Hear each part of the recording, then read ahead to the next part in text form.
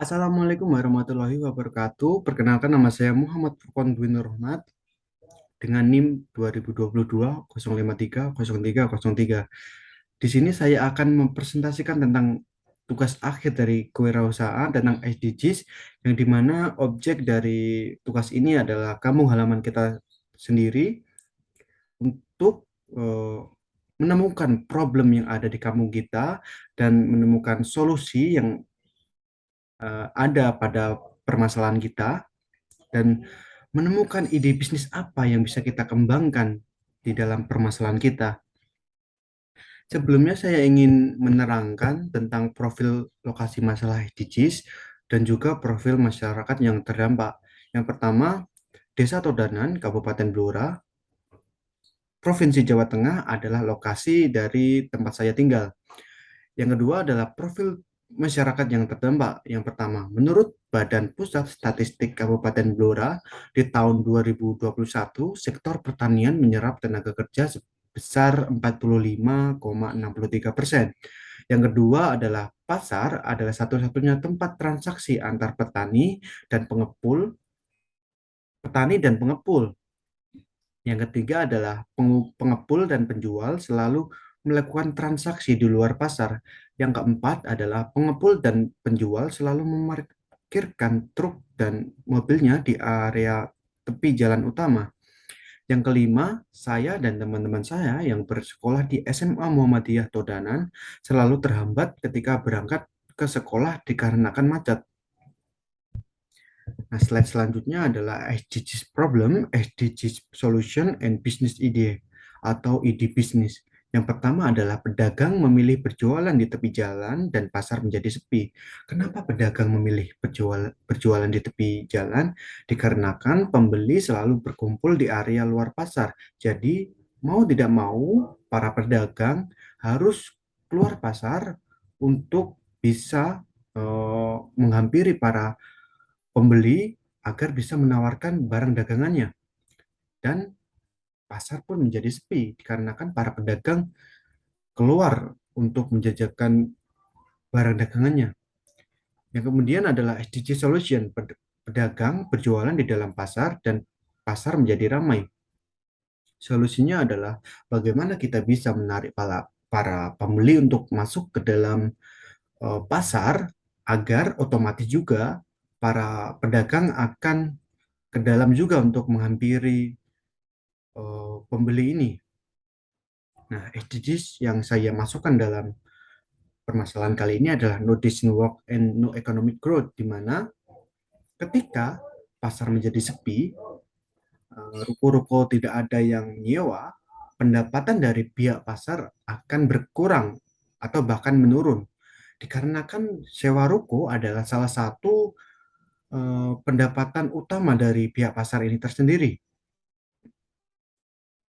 Dan ketika pedagang terus berjualan di eh, luar pasar, maka pengeluaran dan pendapatan yang diterima oleh pihak pasar ini akan jomplang dan tidak akan adanya ekonomi yang tumbuh di lingkup pasar ini. Nah, selanjutnya adalah kemacetan lalu lintas di area pasar untuk SDGs problemnya. Kenapa kemacetan lalu lintas di area pasar? Ini nyambung dengan profil masyarakat yang terdampak yang nomor 4. Pengepul dan penjual selalu memarkirkan truk dan mobilnya di area tepi jalan utama. Di jalan pasar ini adalah jalan utama di desa ini. Jadi ketika para pengepul atau pedagang ini memarkirkan truk dan mobilnya di tepi jalan, maka area jalan akan terpangkas. Jadi area jalur utama ini akan tersendat dikarenakan jalan yang semakin sempit. SDG solusinya adalah lalu lintas area pasar menjadi lancar.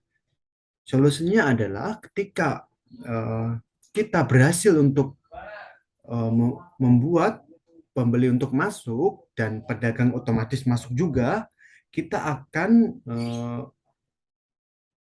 memarkirkan mobil-mobil yang dibawa pedagang dan pengepul ini ke area luar pasar sebagai lahan parkir, tidak di jalan lagi.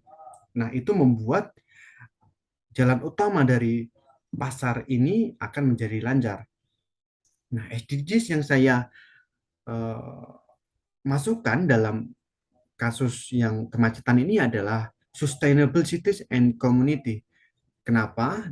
Dikarenakan ketika tidak adanya eh, keterimbangan antara pihak pasar dan pedagang-pedagang ini, tidak akan adanya kota yang stabil, dikarenakan ada salah satu pihak yang terus mengalami penurunan dikarenakan tidak ada pendapatan yang masuk atau berkurangnya pendapatan begitu. Nah, bisnis ide bisnisnya adalah dasar. Apa itu dasar? Dasar adalah sebuah jasa origin tunggal yang dimana kita akan menggelarnya di tengah pasar untuk menarik para pembeli masuk. Nah, dasar ini sendiri adalah singkatan dari dangdut pasar yang kita memperkerjakan penyanyi setempat agar mengurang bukan mengurangi tapi menambah job dari para penyanyi yang berada di sekitar pasar ini. Yang kedua, area luar pasar digunakan untuk lahan parkir, kemacetan pun terhindarkan. Itu sudah saya bahas tadi bersama dengan kemacetan yang nomor dua. Yang selanjutnya adalah nama dari ide bisnis saya adalah dasar, dangdut pasar. Slogannya adalah koplo, digendang semua bergonjang. Maaf, koplo digendang semua bergoyang. Di mana koplo adalah genre yang dimainkan oleh eh, dangdut ini ketika bermain di pasar. Nah, statementnya adalah tawaran Anda telah mengkondisikan area luar pasar digunakan untuk lahan parkir dan kemacetan pun terhindarkan. Nah, ketika semua menempati posisinya dengan tertib dengan masing-masing job desk-nya, maka terjadi ketertiban yang akan membuat pasar ini menjadi lancar. Eh, lalu lalu lintas akan lancar, perdagangan akan lancar juga, di mana pedagang mendapatkan income dari pembeli, pembeli mendapatkan barang yang dia mau, dan pihak pasar mendapatkan pendapatan dari sewa ruko yang disewa oleh para pedagang. Nah, ini adalah logo dari Dangdut Pasar ini tersendiri. Nah, saya tadi lupa untuk memberikan foto-foto yang terdapat pada desa saya.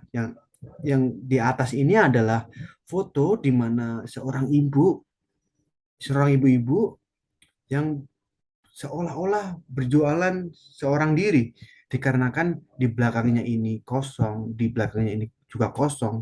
Jadi tidak ada pembeli ataupun penjual juga. Yang selanjutnya adalah kemacetan yang terjadi di area luar pasar juga ini.